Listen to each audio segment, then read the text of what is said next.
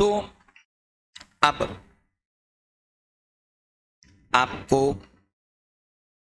Law के बारे में मुझे बताना है। सो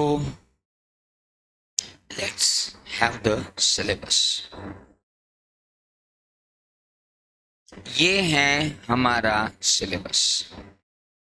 मैं आपको पढ़ाऊंगा बिजनेस लॉ। कितने मार्क्स का? 100 मार्क्स का। 100 मार्क्स के अंदर बिजनेस लॉ में कौन कौन है? इंडियन रेगुलेटरी फ्रेमवर्क पहला चैप्टर। कितने मार्क्स का है? 5 मार्क्स का। टोटल लेक्चर लगते हैं 4। इंडियन कॉन्ट्रैक्ट एक्ट 1872 कितने मार्क्स का? कितने चैप्टर हैं? 9।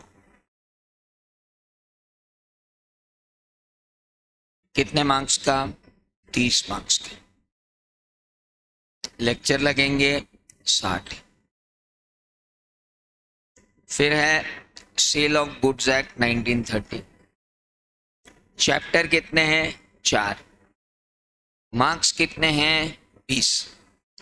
लेक्चर कितने लगेंगे? 10। फिर है इंडियन कॉन्ट्रैक्ट एक्ट। चैप्टर कितने हैं? 3। मार्क्स कितने हैं? 20। लेक्चर लगेंगे कितने? 10। एलएलपी एक्ट है 1 चैप्टर। टोटल कितने का है? 15 नंबर का। लेक्चर लगेंगे कितने? 3। चौथा है कंपनीज एक्ट, सिर्फ 1 चैप्टर। लेक्चर लगेंगे 10। नेगोशिएबल इंस्ट्रूमेंट एक्ट 1881 चैप्टर है 1। मार्क्स हैं 15। 3 लगेंगे 10। कुल जमा आपकी दिनों की संख्या गिन लीजिए। 60, 70, 80, 90, 100, 110 लेक्चर में आपका पूरा बिजनेस लॉ खत्म होगा। इंडियन रेगुलेटरी फ्रेमवर्क का 1 टेस्ट होगा। इंडियन कॉन्ट्रैक्ट एक्ट में 9 टेस्ट होंगे। सेल ऑफ गुड्स एक्ट में 2 टेस्ट होंगे। पार्टनरशिप में 2 टेस्ट होंगे। एलएलपी में 1 टेस्ट होगा। कंपनीज एक्ट में 1 टेस्ट होगा। नेगोशिएबल इंस्ट्रूमेंट एक्ट के 2 टेस्ट होंगे। हेलो, ये है हमारा रोड मैप। Got it? फटाक से अपनी कॉपी में सबसे पहले इसी को लिखो।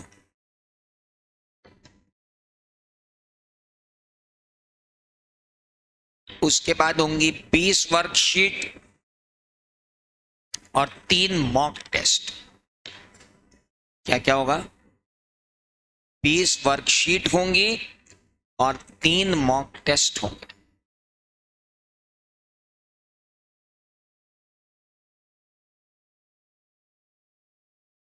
इतनी चीजें आपको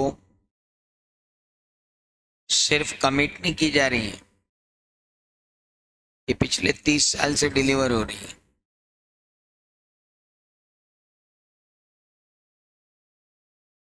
जल्दी से अपनी कॉपी में पहले पेज पर ये छाप लिया जाए। सबसे ऊपर वाला स्विच ऑन करो,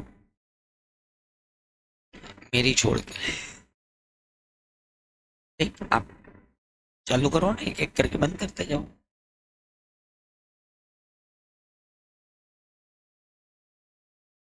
हाँ, अब पहले वो स्विच ऑन करो जो अभी ऑन किया था, सबसे ऊपर, सबसे ऊपर उधर वाला। आप करो तो सही। हाँ, अब बाकी ऑन करके देखो, सारे ऑन कर दो। हाँ, और ऑन करो ऊपर।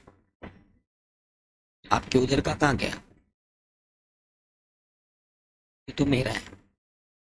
हाँ बस।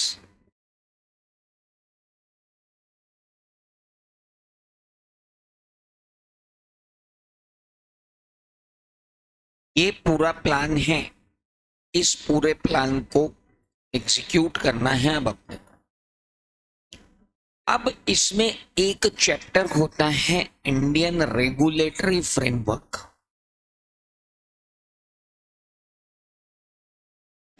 इस चैप्टर का पूरे आपके बाकी टॉपिक से कोई लेना देना है ही नहीं। It has nothing to do with your other topics. इसका आपके और कोई टॉपिक से कोई लेना देना ही नहीं। अब एक बड़ी इंटरेस्टिंग सी बात आती है कि एक आपको यहां चैप्टर दिखता है एलएलपी एक्ट, और एक चैप्टर दिखता है आपको कौन से दो चैप्टर की बात कर रहा हूं मैं? एलएलपी एक्ट और कंपनी। पार्टनरशिप एक्ट तो ठीक है, अपने को मालूम है पार्टनरशिप क्या होती है एंड ऑल दैट। वो पार्टनरशिप एक्ट अपना पहले पढ़ा हुआ भी है 12th का, तो अपने को इतनी दिक्कत आती नहीं है।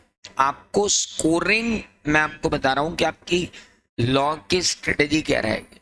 अब मैं जरा है ना सबसे डिफिकल्ट टू स्कोर से सबसे इजी टू स्कोर पे आता हूं, ताकि आपको ये पता चल जाए कि डिफिकल्टी लेवल किस टॉपिक का सबसे ज्यादा है। The most difficult topic is your negotiable instrument act.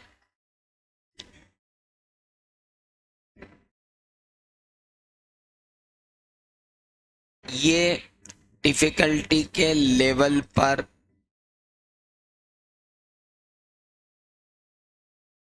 Number 1 की पोजीशन पे खड़ा है। नंबर 2 की पोजीशन डिफिकल्टी पे ले रखी है सेल ऑफ गुड्स एक्ट ने। ये नंबर 2 का डिफिकल्ट है, ये नंबर 1 का डिफिकल्ट। नंबर 3 की पोजीशन जो डिफिकल्टी की लेके रखी हुई है वो लेके रखी हुई है इंडियन कॉन्ट्रैक्ट एक्ट। डिफिकल्टी की यूं कि वास्ट बहुत है, मतलब आप मान के चलो 60 लेक्चर में मैं जो पढ़ाऊंगा उसको आखिरी टाइम पे समेटना मुश्किल है। यूं इजी है, यूं तो बहुत इजी है, लेकिन उसको समेटना बड़ा काम होता है। इसलिए डिफिकल्टी लेवल 3 पे अपन उसको ले जाते हैं। डिफिकल्टी लेवल 4 पे अपन लेकर के आते हैं कंपनीज एक्ट को, क्योंकि इसके अंदर भी थोड़े बहुत प्रोविजंस हैं जो परेशान करते हैं। डिफिकल्टी लेवल 5 पे आती है एलएलपी एक्ट।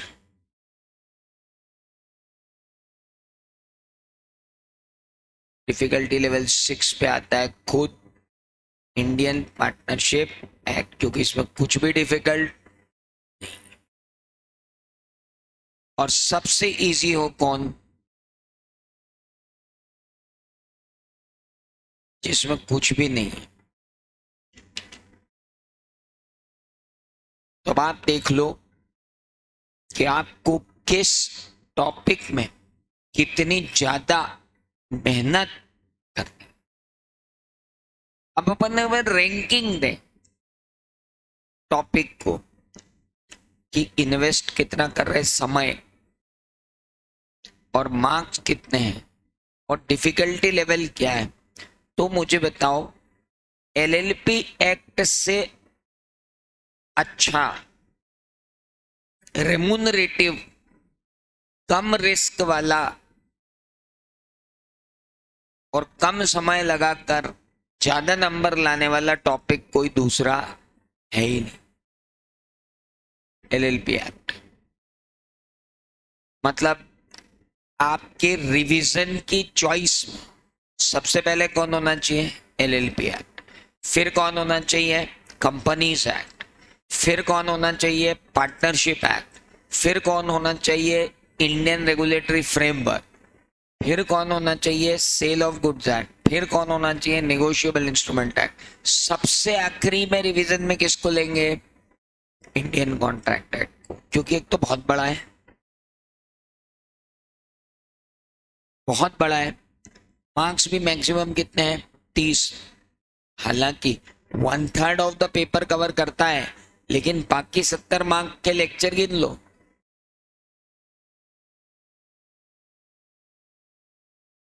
लेक्चर गिनो, बाकी 70 मार्क के लेक्चर कितने, 10, 20, 30, 40, 50। बाकी 70 मार्क 50 लेक्चर में, और ये 30 मार्क 60 लेक्चर।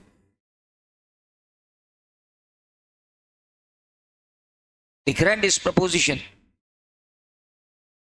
चलो 30 से बढ़ा के 40 भी कर लिए तो क्या उखाड़ लोगे, 40 मार्क्स के लिए भी 60 लेक्चर लग रहे हैं। हेलो, और 60 नंबर के लिए 50 लेक्चर। तो आरओआई किसका जाता है, रिटर्न ऑन इन्वेस्टमेंट बाकी सारे चैप्टर्स का हाई है, बजाय कि इंडियन कॉन्ट्रैक्ट एक्ट। अब आपको हमारी जो बैच चालू हुई है अभी, उस बैच में मैंने ये खत्म करवा दिया है। अब चूंकि इस टॉपिक का बाकी सबसे कोई लेना देना नहीं है, तो इस बैच का ये टॉपिक अब सबसे आखिरी में होगा। हेलो, इस बैच का ये टॉपिक अब सबसे आखिरी में होगा। ये बैच कहां से शुरू होगी, इंडियन कॉन्ट्रैक्ट एक्ट। सर ये क्यों शुरू कर रहे हो, पहले छोटे छोटे कदम कर दो। ये बेस किसी भी एक्ट का, ये क्या है, base. So it is a base, इसलिए इसको तो आपको पहले पढ़ना ही पड़ेगा। बिना इसके ना आप सेल ऑफ गुड्स एक्ट पढ़ सकते हो, ना इंडियन पार्टनरशिप एक्ट पढ़ सकते हो। लेकिन अब मैं आपको कुछ इसेंशियल्स बता रहा हूं कि जिनसे आपको पता चलेगा कि अपन बिजनेस लॉ में पढ़ क्या रहे हैं और बिजनेस लॉ क्या है। उसके लिए मैं आपको सबसे पहले लेके आता हूं चैप्टर 1 की समरी पे, कि भाई साहब हमें रेगुलेटरी फ्रेमवर्क की जरूरत क्यों है, why we need regulatory framework. Regulatory framework मतलब नियम कायदे कानूनों में बंधना। हमें नियम कायदे कानूनों में बंधने की जरूरत क्या है, तो sir regulatory framework is uniform set of rules and regulation to govern and regulate the conduct of the person. भांति भांति के लोग होते हैं और भांति भांति का उनका नेचर होता है, भांति भांति के उनके धर्म होते हैं, संप्रदाय होते हैं, जातियां होती हैं, उपजातियां होती हैं, कबीले होते हैं, और सबके अपने अपने नियम संस्कार कायदे कानून होते हैं। हेलो, लेकिन there must be uniform code. समाज में, भारतीय समाज में कम से कम एक यूनिफॉर्म रूल्स एंड रेगुलेशन तो रहे। क्यों चाहिए तुमको यूनिफॉर्म रूल्स एंड रेगुलेशन, ताकि हम रेगुलेट कर सकें। क्या रेगुलेट करना है, कंडक्ट ऑफ, क्यों, ताकि वो जब पर्सनल कांटेक्ट कर रहे हैं या वो बिजनेस रिलेशनशिप में है तो वो सही चलता रहे। मैंने तुमसे पैसे ले लिए और तुम्हें पढ़ाने से मना कर दिया, तो तुम्हारे पास कोई ऐसा जरिया तो होना चाहिए ना जिससे तुम्हें न्याय मिले।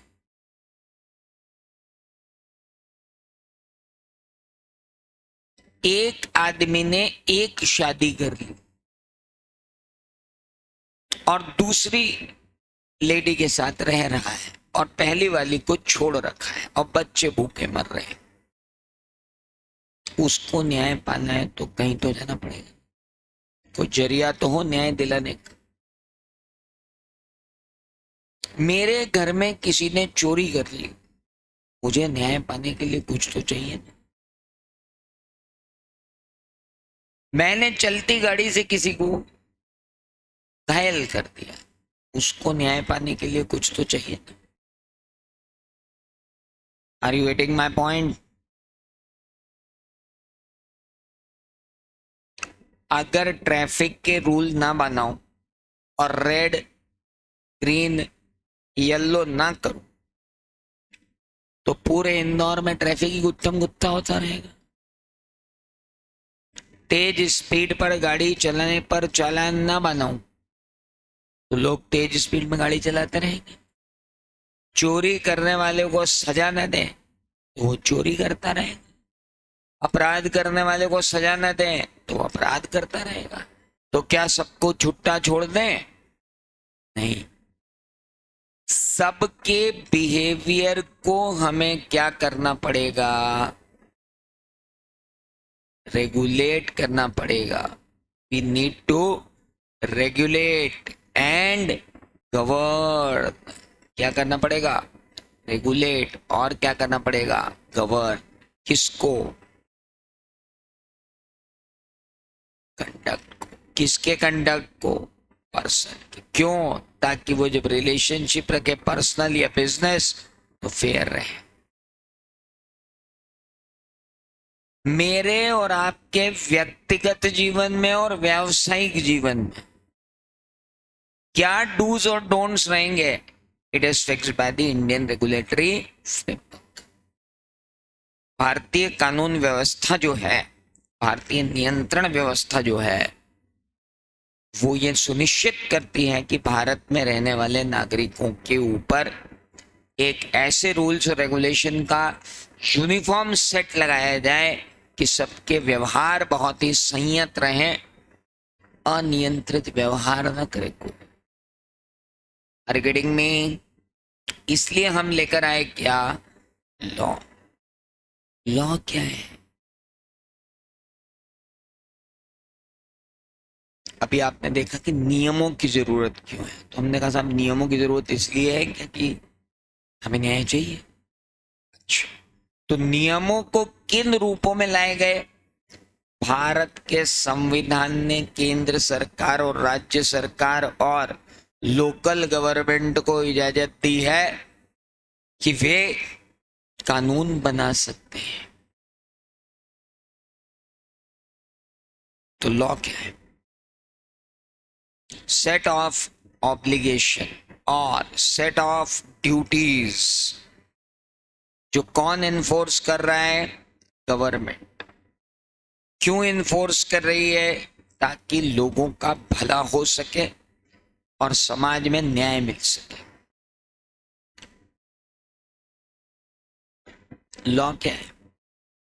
सेट ऑफ ऑब्लिगेशन या सेट ऑफ ड्यूटी। क्यों इन्फोर्स कर रही है गवर्नमेंट? ताकि पब्लिक वेलफेयर हो सके और इंस्टीट्यूट और जस्टिस टू द सोसाइटी मिल सके। 3 साल पहले हम जिस लॉकडाउन से गुजरे थे 2020 और 2021 में, 2 साल हमारे लिए बहुत त्रासदायक रहे, जिसमें हम सब अपने घरों में कैद थे और रोज नए नियम आते थे। एक दिन सरकार कहती थी 14 अप्रैल से लॉकडाउन लगेगा, 21 अप्रैल से लॉकडाउन लगेगा, 14 मई को खुलेगा। सबने कहा चलो 14 मई को खुलेगा। 14 मई से लॉकडाउन बढ़ाकर 4 जून तक कर दिया गया। सबने सोचा जून में खुलेगा।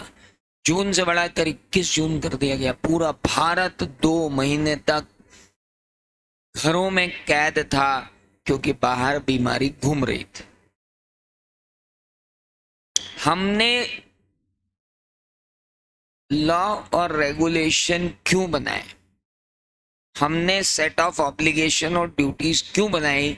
हमने सेट ऑफ ऑब्लिगेशन और ड्यूटीज इसलिए बनाई आदमियों को, लोगों को बोला घरों से बाहर मत निकलो, ये आपकी ड्यूटी है और आपका ऑब्लिगेशन है कि जब निकलो तो मास्क लगा के निकलो, 2 गज की दूरी है बड़ी जरूरी, लाइन लगा कर जाए। इस तरफ की दुकानें आज खुलेंगी, उस तरफ की दुकानें कल खुलेंगी, दूध वाले सुबह खुलेंगे, सब्जी वाले शाम को खुलेंगे। This all happened consistently. क्यों बनाए जा रहे थे ये नियम, क्यों ऑब्लिगेशन और ड्यूटीज डाली गई थी गवर्नमेंट के द्वारा? ताकि हमारा ही भला हो, हम ही बीमारी से बचे। तो कानून क्यों बनाए जाते हैं? Why law is being made? आप कानून क्यों बनाते हो? तो दोस्त, हम कानून इसलिए बनाते हैं ताकि पब्लिक का भला हो और सोसाइटी को जस्टिस मिले। Very good. भारत में कानून आते कहां से? सर, भारत में सबसे पहला कानून आता है कहां से? कॉन्स्टिट्यूशन ऑफ इंडिया से। भारत का संविधान सबसे पहला स्रोत है किसका? कानून का। The first source of law is what? Constitution of India. First source of law in India is Constitution of India. Indian constitution ने सेंट्रल गवर्नमेंट, स्टेट गवर्नमेंट और लोकल गवर्नमेंट को ये अधिकार दे रखे हैं कि वो कानून बनाए। सेंट्रल गवर्नमेंट जब कानून बनाती है तो लोकसभा और राज्यसभा में पारित करती है। हेलो, राज्य सरकार जब कानून बनाती है तो लेजिस्लेटिव असेंबली में पास करवाती है। और कानून सिर्फ वो नहीं होते जो लोकसभा और राज्यसभा में पारित हो या विधानसभा में पारित हो। इतना नॉलेज तो सिविक्स का आपको होगा कि लोकसभा राज्यसभा अलग होती है और विधानसभा अलग होती है।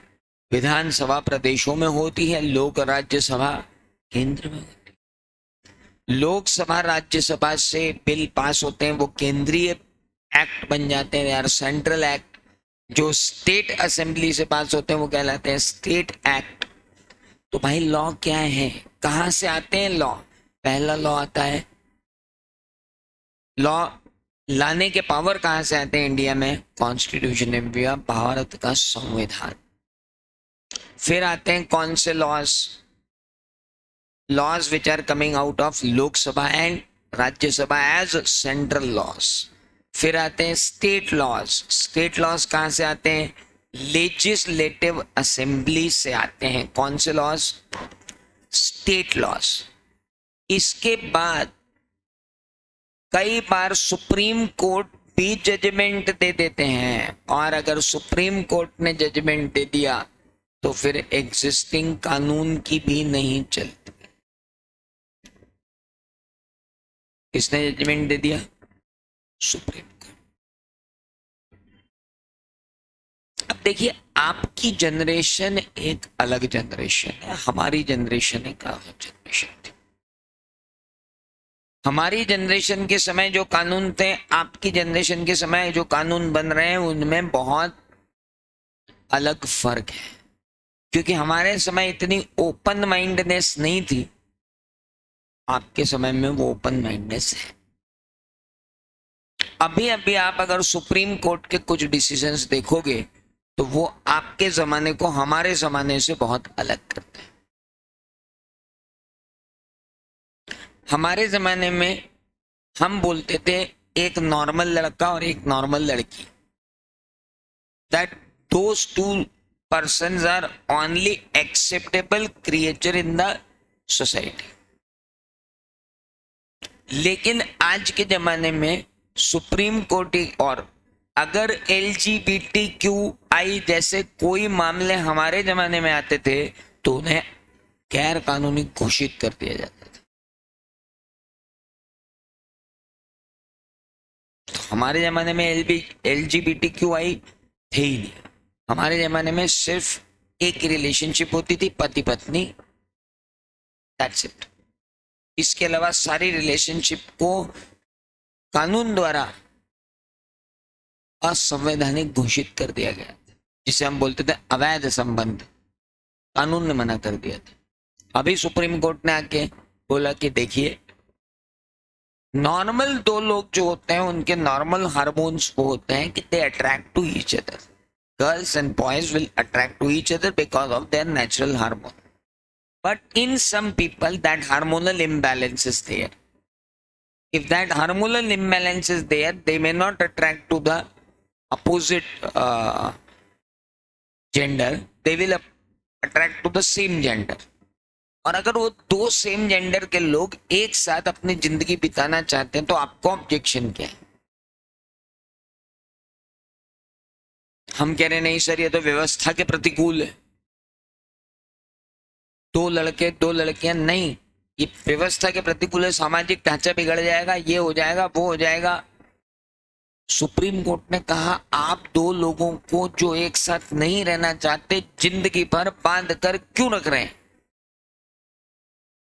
दो जिंदगियां बर्बाद कर रहे हैं।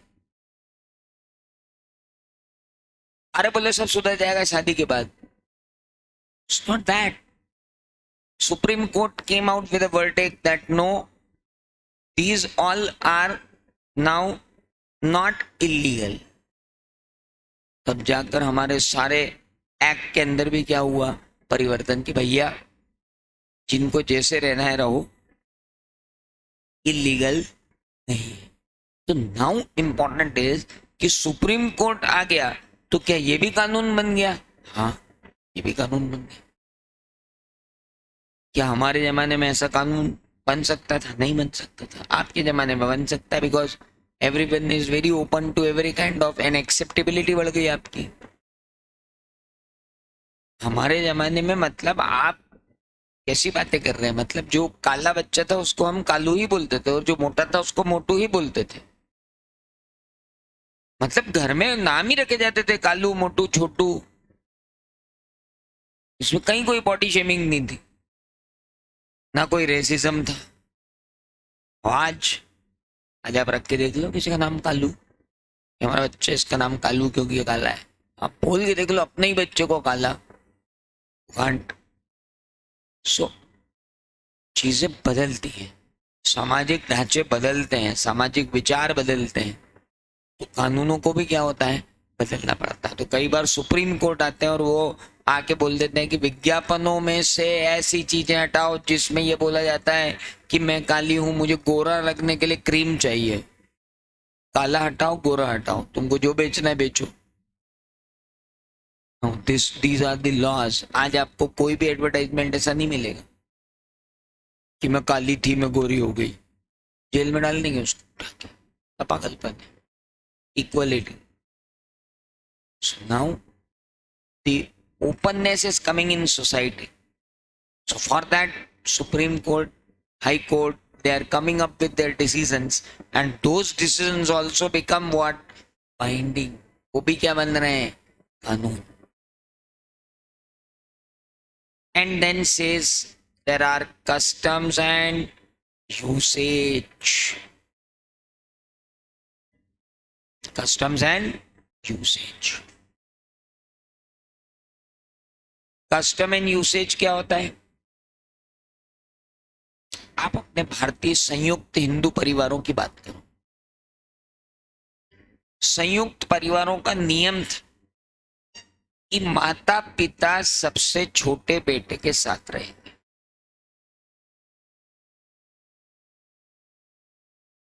ये नियम था पुराने जमाने से।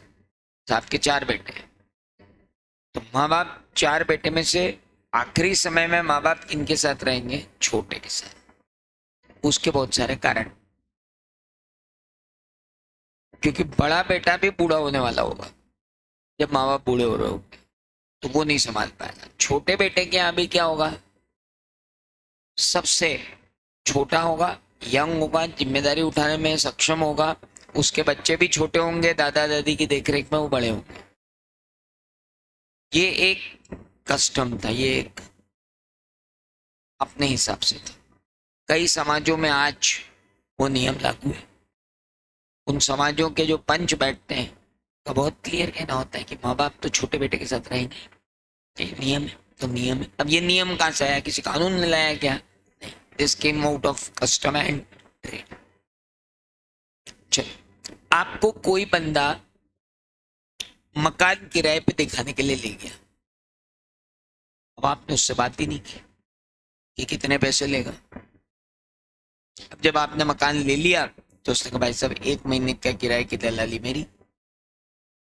आपने कही तो बात ही नहीं हुई, हमको लगा तुम 50-100 रुपए ले रहे हो। क्या बात कर, पूरे इंडिया में सारे प्रॉपर्टी ब्रोकर 1 महीने का क्या लेते हैं? तो मेरा बनेगा, किस कानून में लिखा है? कस्टम एंड पीढ़ियों से चला रहा सर, क्या कानून चाहिए उसमें? कोई कानून नहीं, पीढ़ी दर पीढ़ी चीजें चली आ रही। You have sources of law. कितने सोर्सेस ऑफ लॉ हो गए? एक तो हमारा सबसे बड़ा सोर्स कॉन्स्टिट्यूशन, फिर हमारे सेंट्रल एक्ट, फिर हमारे स्टेट एक्ट, फिर हमारे कोर्ट ऑफ लॉ जो कोर्ट डिसीजन देते हैं वो, फिर हमारे कस्टम ऑफ ट्रेड। ये सब मिलकर कानूनी जंजाल रचते हैं। अपन पढ़ क्या रहे हैं? अपन पढ़ने वाले हैं बिजनेस लॉ। पर पहले ये तो देखें कि ये सब है क्या, कहाँ से आए, क्यों लग रहे हैं और किस पे लग रहे हैं। पूरे भारत में लग रहे हैं। अब अगर मैं आऊं तो इंडिया में लॉ बनने की प्रोसेस क्या है। अगर आप भारत में लॉ बनाना चाहते हो, आप भी इसमें आना मत, ये तो मैं डिटेल में आपको अलग से पढ़ाऊंगा। I am just giving you an idea. क्या ये जो पहला चैप्टर है जिसको हम अभी छोड़ रहे हैं, इसमें क्या क्या दिया है मैं उसका आइडिया दे रहा हूँ आपको, हालांकि इसका आगे से कोई लेना देना नहीं। I am just giving you an idea about what is that. Law कैसे बनता है?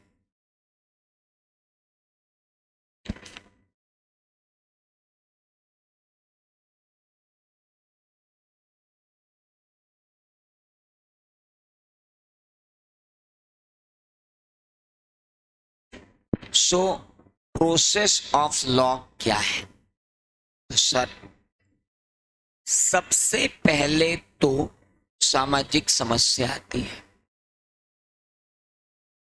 कि भाई साहब जितने भी गेमिंग ऐप है ये सब भारतीय युवाओं को शॉर्टकट से पैसा कमाने के लिए उत्तेजित कर रहे हैं, और बच्चे इन सारे गेमिंग ऐप में सट्टा खेल खेल के ऐसे चढ़ा लेते हैं एक दूसरे के ऊपर, और उसके बाद आत्महत्या हो रहा है। तो ये तो एक सामाजिक बीमारी के रूप में सामने आ रही है। तो भाई साहब इसके ऊपर कानून लाओ। मांग उठेगी, मांग उठेगी तो सरकार एक कमेटी बनाएगी। सरकार कमेटी बना के बोलेगी कि वो कमेटी को बोलेगी कि पूरे विश्व में इसे रोकने के लिए जो जो कानून है उन सबका अध्ययन करो और भारत के लिए एक कानून तैयार करो। वो लोग भारत के लिए एक कानून तैयार करेंगे जिसको बोलेंगे बिल। ये बिल जाएगा लोकसभा में, वहां पास होगा, फिर जाएगा राज्यसभा में, वहां पास होगा, फिर जाएगा प्रेसिडेंट साहब के पास, वो इसके ऊपर साइन करेंगे, फिर ये ऑफिशियल गजट में छपेगा। कहाँ छपेगा? ऑफिशियल गजट में। तो क्या बन जाएगा? Then it becomes act। क्या लोकसभा के लॉज विधानसभा को फॉलो करना ही पड़ते हैं ना? केंद्र के कानून राज्य को फॉलो करना ही पड़ते हैं। एक जगह नहीं होते थे, वहां भी अब होने लग गया, that is Jammu and Kashmir, क्योंकि आर्टिकल 370 हटा दिया। तो भारत में कानून कैसे बनता है भैया? पहले बिल ड्राफ्ट होता है, फिर वो बिल प्रेजेंट होता है कहाँ? लोकसभा में, वहां से पास होके कहाँ जाता है? राज्यसभा में, वहां से पास होके कहाँ जाता है? प्रेसिडेंट साहब के पास। वो उसके ऊपर क्या करते हैं? साइन। साइन करने के बाद वो क्या कर देते हैं? ऑफिशियल गजेट में दे देते हैं। ऑफिशियल गजेट में जिस दिन ये छप जाता है उसमें उसकी डेट भी लिखी होती है कि इस डेट से ये कानून भारत में लागू होगा। हेलो, तो बिल क्या बन जाता है? एक्ट बन जाता है। बिल के एक्ट बनने की प्रक्रिया क्या है? बिल पहले लोकसभा राज्यसभा से पास होता है, उसके बाद प्रेसिडेंट साहब के साइन होते हैं and that bill becomes act. फिर वो छप जाता है, लोगों को कम्युनिकेट हो जाता है। तो ये जो जानकारी मैंने आज आपको दी, ये जानकारी सिर्फ इसलिए दी ताकि मैं आपकी फ्लाइट को आगे ले जा सकूं। आप भले ही 8 दिन बाद आए, लेकिन मैं आपको उड़ा करके उनके साथ बैठा। Got my point everyone? तो बाकी की बातें करते हैं कल। अपन कल बैठकर अब इंडियन कॉन्ट्रैक्ट एक्ट शुरू करेंगे। Is that clear?